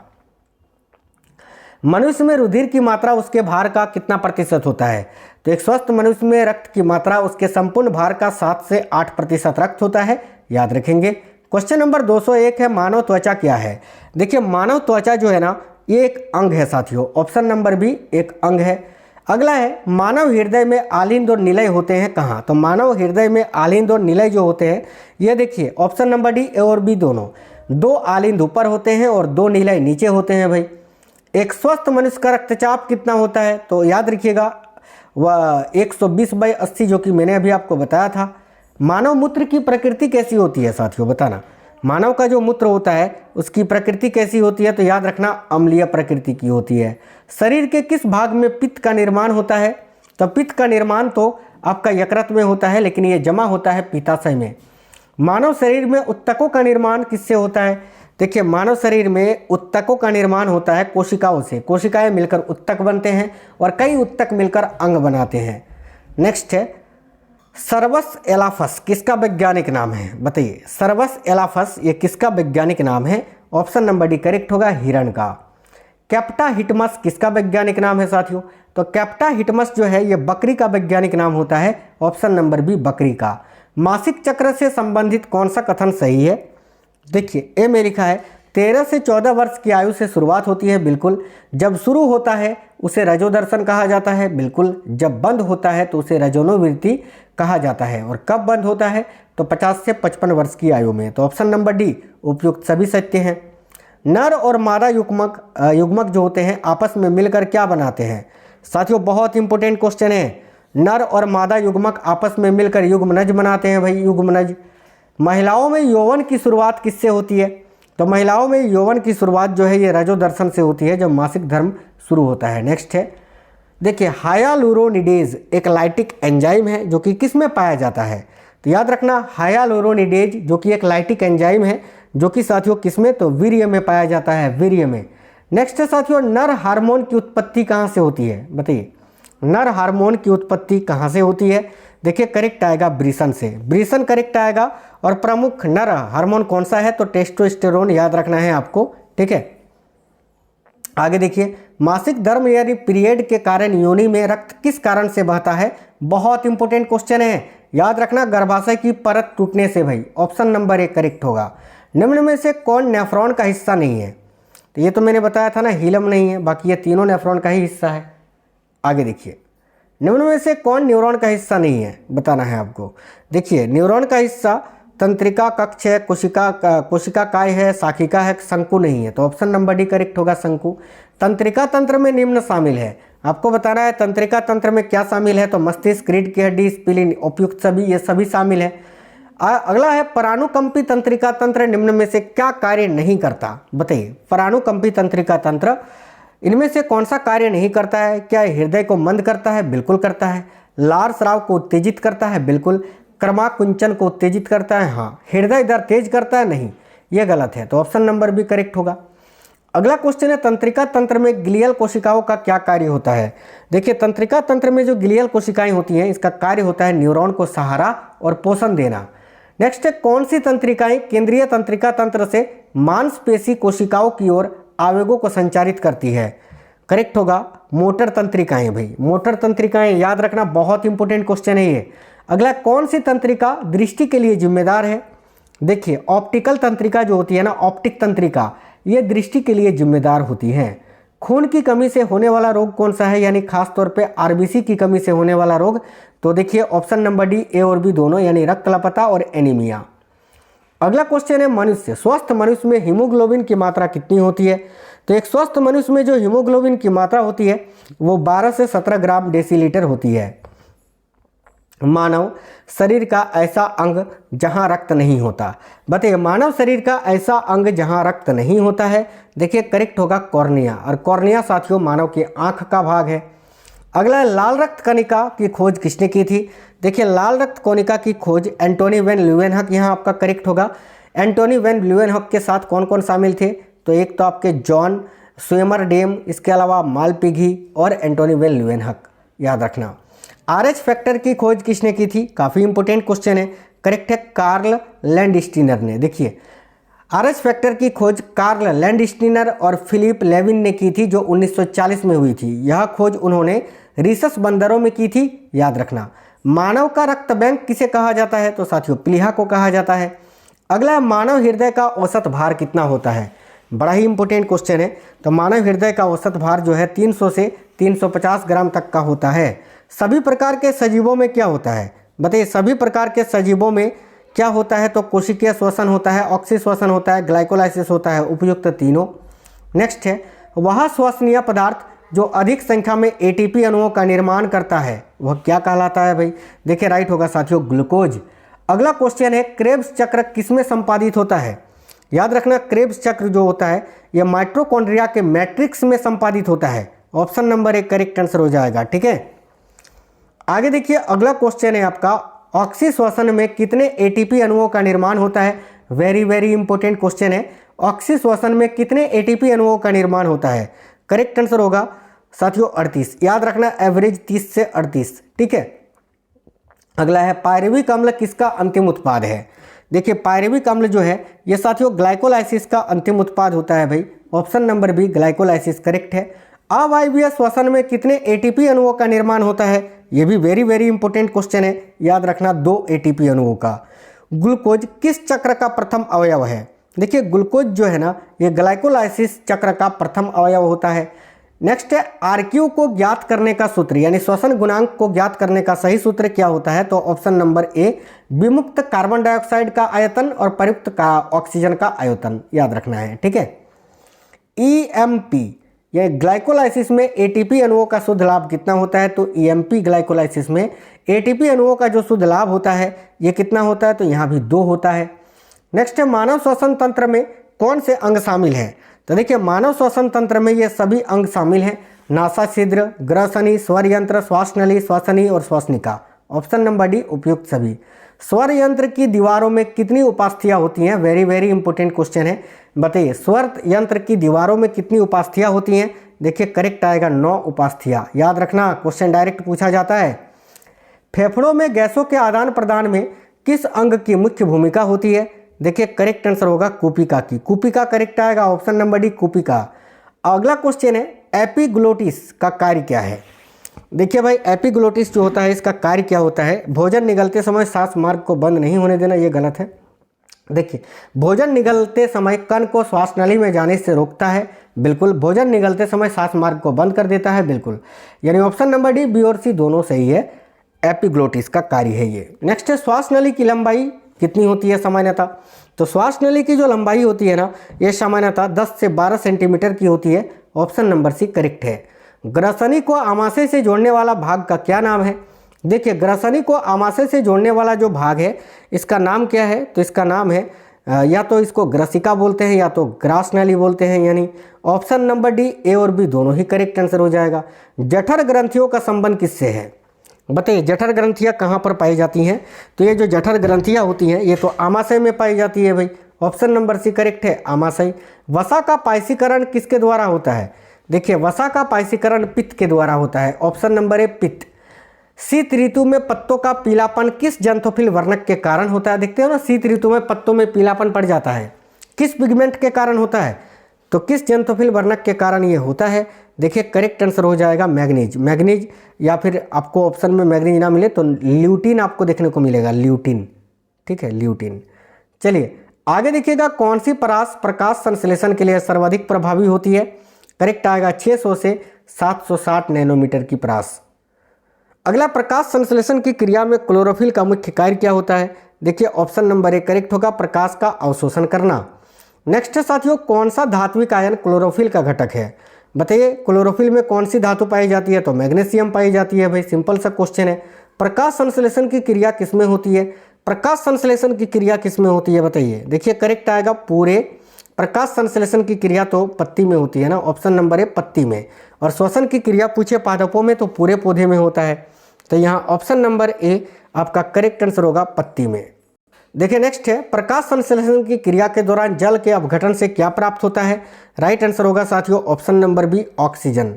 आगे देखिए, प्रकाश ऊर्जा को रासायनिक ऊर्जा में बदलने का कार्य कौन से वर्णक का है? तो देखिएगा प्रकाश ऊर्जा को रासायनिक ऊर्जा में बदलने का कार्य कौन से वर्णक का होता है? तो क्लोरोफिल बी का, क्लोरोफिल बी करेक्ट आंसर होगा, याद रखेंगे। प्रकाश की कौन सी परास प्रकाश संश्लेषण में सबसे कम प्रभावी है? तो राइट आंसर होगा हरि प्रकाश, अभी मैंने आपको बताया था इसके बारे में। प्रकाश संश्लेषण की क्रिया कब होती है? तो प्रकाश संश्लेषण की क्रिया सूर्य के प्रकाश की उपस्थिति में होती है, और सूर्य का प्रकाश केवल दिन में होता है, तो ऑप्शन नंबर ए केवल दिन में। नेक्स्ट है, किसकी अधिकता के कारण पौधे मुरझाते हैं? तो करेक्ट है बाष्पो उत्सर्जन के कारण। नेक्स्ट है, जंथोफिल का रंग कैसा होता है? तो जंथोफिल पिगमेंट जो होता है इसका रंग होता है येलो, यानी पीला रंग का होता है। पौधों में क्लोरोफिल का निर्माण होता है किससे? तो कैल्शियम व मैग्नीशियम से, ऑप्शन नंबर बी करेक्ट है। कार्बन डाइऑक्साइड की सांद्रता बढ़ने पर प्रकाश संश्लेषण की दर क्या होती है? देखिए जब कार्बन डाइऑक्साइड की सांद्रता बढ़ती है तो प्रकाश संश्लेषण की जो दर होती है ये क्या होती है भाई? तो ये भी बढ़ती है, ऑप्शन नंबर बी बढ़ती है। केल्विन चक्र के बारे में सत्य कथन कौन सा है बताइए? ए में लिखा है यह प्रकाश संश्लेषण की अंधकार अभिक्रिया है, बिल्कुल। इसे C3 चक्र के नाम से भी जानते हैं, हाँ ये भी सही है। कार्बन डाइऑक्साइड का स्थिरीकरण एवं कार्बनिक यौगिकों का संश्लेषण इसमें होता है, ये भी सही है, ऑप्शन नंबर डी। तीनों कथन सही हैं। कोशिका द्रव्य व केंद्रिका द्रव्य मिलकर क्या कहलाते हैं? तो इसी को प्रोटोप्लाज्म कहते हैं, जीव द्रव्य। अगला, कोशिकांग राइबोसोम का कार्य क्या होता है? तो कोशिकांग जो राइबोसोम होता है इसका कार्य ए और बी दोनों, प्रोटीन संश्लेषण में सहायता करना और नए प्रोटीन का निर्माण करना। नेक्स्ट है केंद्रक के बारे में सत्य कथन कौन सा है? तो ये तीनों ये मैंने आपको बताया था, कोशिका का नियंत्रण कक्ष, राइबोसोम का निर्माता, आनुवांशिकी सूचनाओं का स्थानांतरण। नेक्स्ट है कोशिका विभाजन में सहायता कौन करता है? तो देखिए तारककाय करेक्ट आंसर हो जाएगा, ऑप्शन नंबर बी। ठीक है, अगला क्वेश्चन है कोशिकांग गोल्जिकाय का कार्य क्या होता है?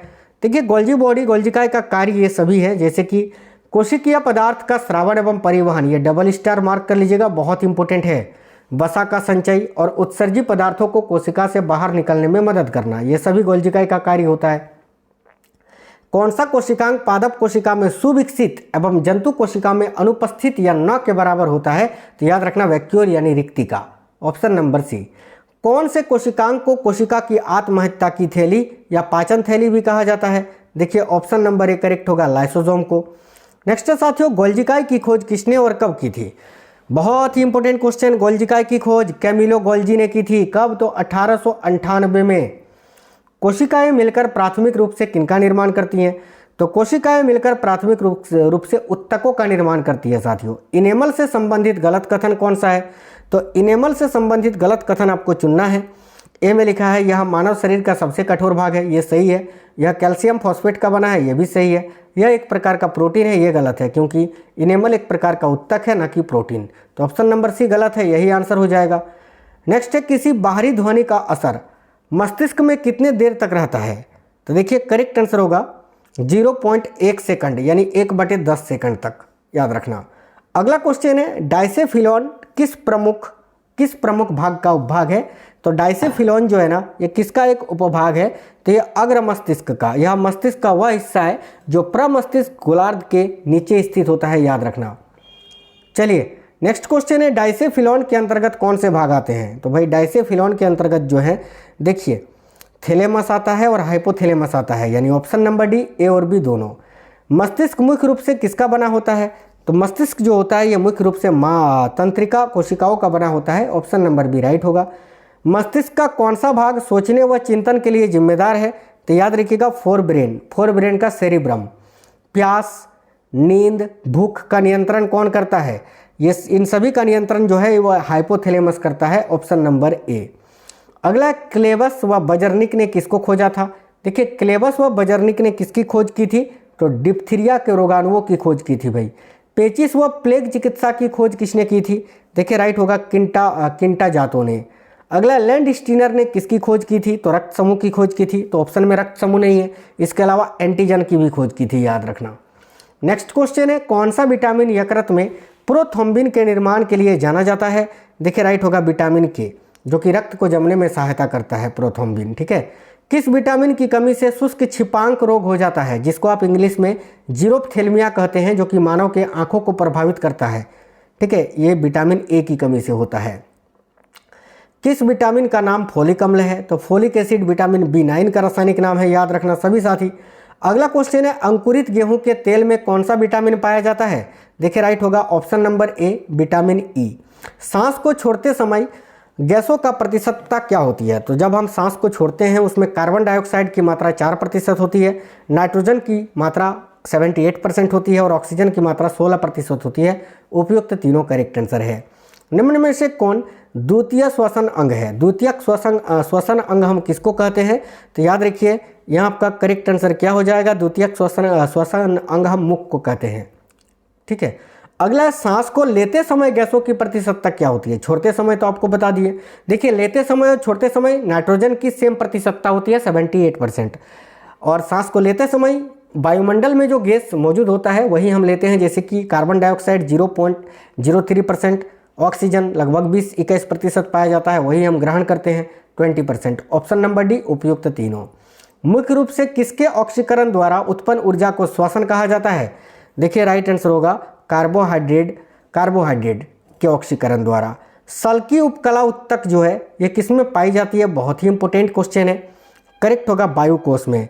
याद रखना ये जो सल्की उपकला उत्तक है यह रक्त वाहिकाओं में पाया जाता है, फेफड़ों की वायु कोशिकाओं में यानी एल्वियोली में, मुंह, त्वचा तथा योनि जैसी सतहों पर पाई जाती है। भाई डायाफ्राम अवस्थित रहता है कहाँ पर? देखिए डायाफ्राम जो होता है ये वक्ष गुहा की निचली सतह पर स्थित होता है। किस प्रक्रिया द्वारा दूध दही में परिवर्तित होता है? करेक्ट आंसर होगा किण्वन के द्वारा। किण्वन करेक्ट आंसर हो जाएगा। पादपों में श्वसन दर मानव श्वसन दर की तुलना में कैसा होता है? तो पादपों में जो श्वसन दर होता है मानव श्वसन दर की तुलना में धीमी होती है। नेक्स्ट क्वेश्चन देखिए, पादपों में अकार्बनिक अम्ल जैसे अपशिष्ट पदार्थ कहाँ जमा होते हैं? ध्यान से देखिएगा, पादपों में अकार्बनिक अम्ल जैसे अपशिष्ट पदार्थ जो है ये भाई रिक्तिका यानी वैक्यूल में जमा होती है। ऑप्शन नंबर सी करेक्ट है। एक मादा जनन कोशिका से एक बार में कितने अंडाणु बनते हैं? देखिए, एक मादा जनन कोशिका से एक बार में कितने अंडाणु बनते हैं? तो केवल एक अंडाणु। नेक्स्ट है, शुक्रवाहिनी को काट देने से क्या होगा? बताइए, इसी को वैसेक्टोमी कहते हैं। जो पुरुषों की नसबंदी होती है ना, उसमें शुक्रवाहिनी को काट दिया जाता है। तो शुक्रवाहिनी को काट देने से क्या होगा? करेक्ट आंसर होगा ऑप्शन नंबर बी, वीर्य शुक्राणु रहित होगा। यानी वीर्य तो आएगा लेकिन उसमें स्पर्म यानी शुक्राणु नहीं होगा। नेक्स्ट है, वृषण कोष का कार्य क्या होता है? देखिए, वृषण कोष का कार्य ऑप्शन नंबर बी, वृषण का तापमान समान रखता है भाई ये। नेक्स्ट है, अपरा यानी बीजांडसन का कार्य क्या है? तो बीजांडसन का कार्य क्या होता है? उपयुक्त सभी कई हार्मोनों का उत्पादन करना, भ्रूण द्वारा उत्पादित कार्बन डाइऑक्साइड को हटाना, भ्रूण को ऑक्सीजन की पूर्ति करना। नेक्स्ट है, निम्न में से कौन सा प्राथमिक जनन अंग है? बताइए, इनमें से कौन सा प्राथमिक जनन अंग है? तो देखिए, करेक्ट होगा वृषण, option number B. Next question है, पुरुषों में प्राथमिक जनन अंग वृषण और महिलाओं में अंडाशय होता है। आगे देखिए, कार्पस ल्यूटियम किस हार्मोन को स्रावित करता है? तो भाई याद रखना, प्रोजेस्टेरोन को। कार्पस ल्यूटियम प्रोजेस्टेरोन एस्ट्रोजन नामक हार्मोन का स्राव करता है। यह रिलैक्सिन हार्मोन भी बनाता है, याद रखना। नेक्स्ट है, मादाओं में द्वितीयक लैंगिक लक्षण किस हार्मोन से प्रेरित किए जाते हैं? करेक्ट होगा एस्ट्रोजन से, एस्ट्रोजन, ऑप्शन नंबर ए। अगला, शुक्राणु अस्थायी रूप से किसमें रखे जाते हैं? तो शुक्राणु जो होते हैं ये अस्थायी रूप से अधिवृषण में रखे जाते हैं। नेक्स्ट है, मानव शरीर की सबसे बड़ी हड्डी कौन सी है? तो देखिए, मानव शरीर की जो सबसे बड़ी हड्डी होती है यह सबसे लंबी वो होती है फीमर, जो कि जांघ में पाई जाती है। मनुष्य के मस्तिष्क का औसतन भार क्या होता है? तो 1350 ग्राम। नेक्स्ट है, ईसीजी का संबंध शरीर के किस अंग से संबंधित है? याद रखिएगा, हृदय से भाई। नेक्स्ट क्वेश्चन देखिएगा, देखिए, मनुष्य श्वास ग्रहण करता है तथा छोड़ता है, वह प्रक्रिया क्या कहलाती है? तो साथियों, इस प्रक्रिया को श्वासोच्छ्वास कहा जाता है। नेक्स्ट है, मानव शरीर में सबसे छोटी ग्रंथि कौन सी होती है? सबसे छोटी ग्रंथि जो होती है साथियों, उसको पिट्यूटरी ग्लैंड होती है, वो पीयूष ग्रंथि, जो कि मस्तिष्क के आधार में मौजूद होती है। याद रखना, इसको मास्टर ग्रंथि के नाम से भी जानते हैं। मानव में कितने जोड़ी गुणसूत्र पाई जाती है? तो 23 जोड़ी, यानी टोटल 46 होती हैं। अगला क्वेश्चन, क्वेश्चन नंबर 306, रक्त किस प्रकार के उत्तक का उदाहरण है? भाई ब्लड जो होता है, रक्त, याद रखना ये तरल संयोजी उत्तक का उदाहरण है। ऑप्शन नंबर बी करेक्ट होगा। स्वस्थ मनुष्य के 0.001 मिलीलीटर रक्त में औसतन कितनी लाल रक्त कणिकाएं होती हैं? देखिए, करेक्ट होगा 5 से 5.5 मिलियन। ठीक है, याद रखना। स्वस्थ मनुष्य में 0.001 मिलीलीटर रक्त में औसतन कितनी श्वेत रक्त कणिकाएं होती हैं? तो देखिए, करेक्ट होगा 4 से 11,000। अगला क्वेश्चन है, सबसे बड़ी श्वेत रक्त कणिका कौन सी होती है? तो सबसे बड़ी जो श्वेत रक्त कणिका होती है वो होती है एरिथ्रोसाइट्स। माफ करना यार, सबसे बड़ी श्वेत रक्त कणिका पूछा है ना, तो मोनोसाइट होती है, ऑप्शन नंबर डी। और बेसोफिल्स जो होती है ये सबसे छोटी होती है। तो यहाँ पर आपका करेक्ट आंसर मोनोसाइट होगा, याद रखना। ठीक है, माफ करना, एक सेकंड साथियों, एक सेकंड। सबसे बड़ी श्वेत रक्त कणिका पूछा है, मोनोसाइट होता है। सबसे छोटी लिम्फोसाइट होती है ना, सबसे छोटी लिम्फोसाइट होती है, याद रखना है आपको। ठीक है, सबसे छोटी जो श्वेत रक्त कणिका होती है वो लिम्फोसाइट होती है और सबसे बड़ी होती है मोनोसाइट्स। ठीक है, एक से ज़्यादा केंद्रक किस में पाया जाता है? तो देखिए, न्यूट्रोफिल्स, बेसोफिल्स और इओसिनोफिल्स में जो है, यानी उपयुक्त तीनों में एक से ज़्यादा केंद्रक पाया जाता है। मेंडल द्वारा अध्ययन किए गए मोनोहाइब्रिड क्रॉस के F2 फिनोटाइप का अनुपात कितना है? ये वेरी वेरी इंपॉर्टेंट क्वेश्चन है।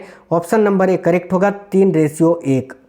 माता पिता में देखिए, माता पिता में किसी एक के साथ F1 का संकरण क्या कहलाता है? तो करेक्ट आएगा बैक क्रॉस कहलाता है भाई, ऑप्शन नंबर बी। विभिन्नता का मुख्य कारण क्या है? तो विभिन्नता का मुख्य कारण है अर्धसूत्री विभाजन। नेक्स्ट क्वेश्चन है, किसी व्यक्ति की समयुग्मता और विषमयुग्मता का निर्धारण किसके द्वारा होता है? करेक्ट आएगा टेस्ट क्रॉस के द्वारा। अगला क्वेश्चन है, जेनेटिक कोड की खोज किसने की थी?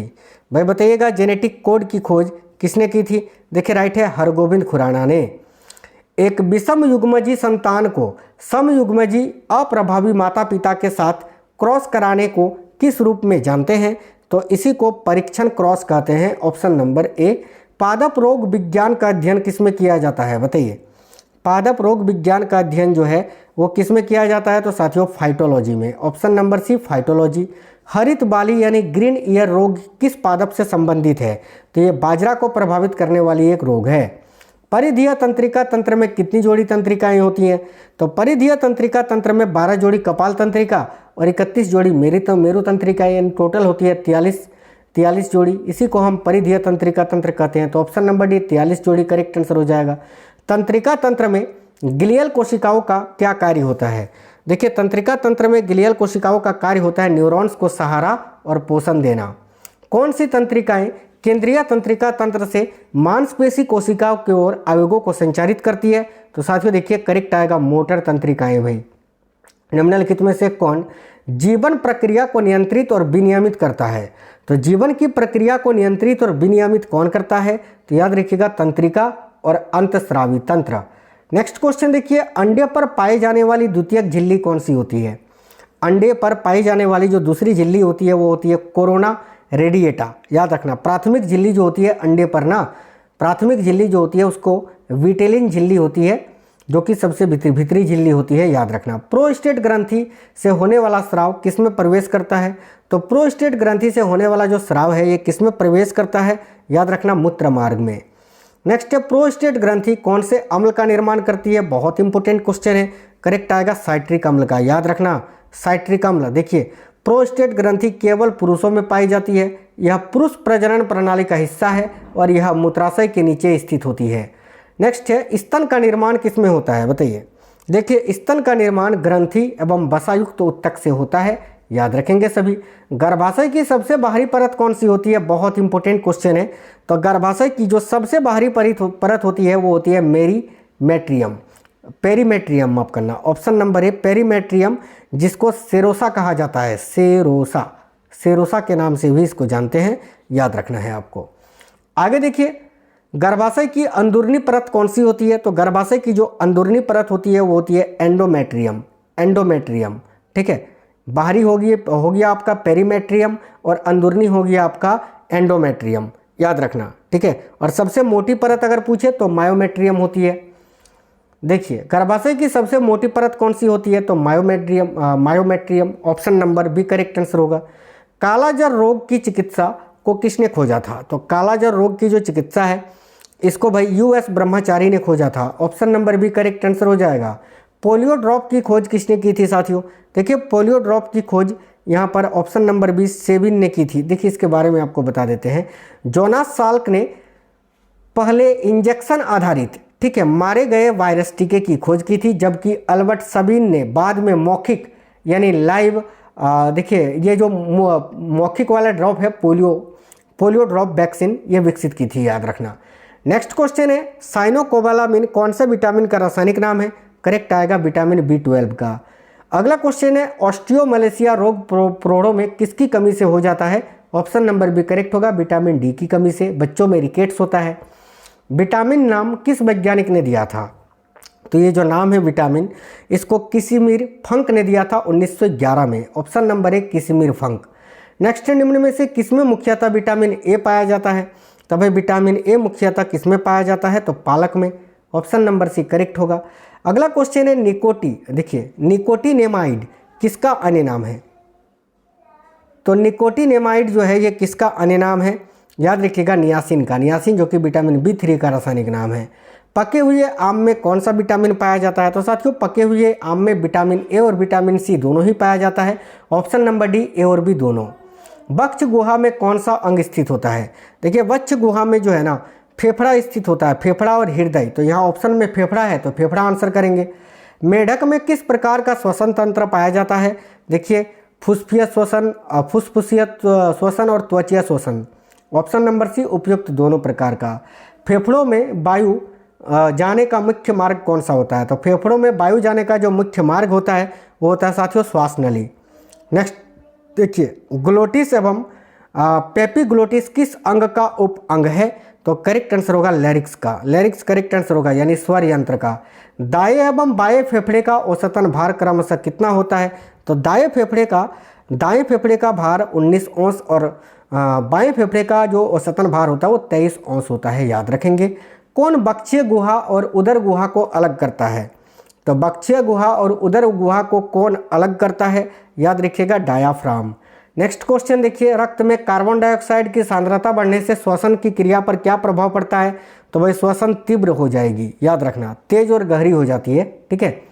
कोशिकीय श्वसन में अंतिम उत्पाद या अंतिम रूप से क्या बनता है?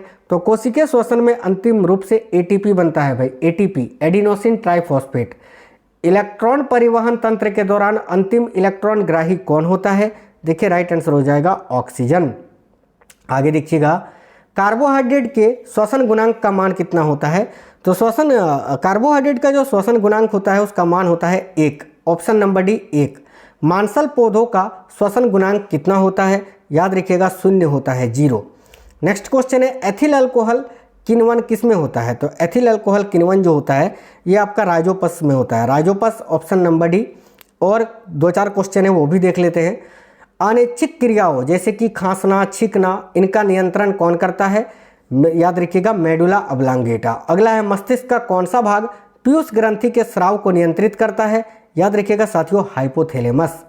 मानव शरीर में श्वसन का नियंत्रण निम्न में से कौन करता है? तो मानव शरीर में श्वसन का जो नियंत्रण है ये कौन करता है? याद रखिए मेडुला ऑब्लांगेटा। अगला क्वेश्चन है साथियों, श्वसन, हृदय एवं वमन केंद्र मस्तिष्क के किस भाग में स्थित होता है? देखिए करेक्ट होगा आपका मेडुला में, मेडुला करेक्ट आंसर है। अगला है, स्तनधारी एवं उभयचर, स्तनधारी एवं उभयचर के मस्तिष्क में विभिन्नता किसके कारण होती है? बहुत ही अच्छा क्वेश्चन है, बताइए। स्तनधारी एवं उभयचर, ठीक है, स्तनधारी एवं उभयचर के मस्तिष्क में विभिन्नता जो होती है वो किसके कारण होती है? तो कार्पस कैलोजम के कारण। एक क्वेश्चन मैं आपसे पूछूंगा भी, इसका आंसर आपको कमेंट बॉक्स में बताना है। तो सभी साथी इसका आंसर बताइए। हालांकि ये क्वेश्चन का आंसर मैंने आपको बताया, आप भी हमें इसका आंसर कमेंट बॉक्स में बताइए। वह जंतु कौन सा है जिसमें न्यूरॉन पाया जाता है परंतु मस्तिष्क अनुपस्थित होता है? देखते हैं आपका IQ लेवल क्या है, आपका मेमोरी टेस्ट, आपको क्वेश्चन याद है कि नहीं। ये मैंने इसी क्लास में पढ़ाया, इसका आंसर आप सभी कमेंट बॉक्स में बता दीजिए। साथ ही में आप बताना आपका पेपर कब और किस शिफ्ट में है LP का, और आप LP के अलावा किस किस एग्ज़ाम की तैयारी कर रहे हो, JEE, टेक्नीशियन, सभी एग्ज़ाम्स के लिए ये इंपॉर्टेंट क्लास था रेलवे के। तो साथियों ये बहुत ही इंपॉर्टेंट क्लास था जो कि लेटेस्ट पैटर्न पर आधारित, TCS के द्वारा जो नया पैटर्न है उस पर आधारित ये क्वेश्चंस थे। उम्मीद करते हैं आपको वीडियो पसंद आई है, और आप एक लाइक कर दोगे तो हमें ये समझ में आ जाएगा कि आपको क्लास पसंद आई है। चलिए तो मिलते हैं नेक्स्ट वीडियो में। जय हिंद, वंदे मातरम साथियों।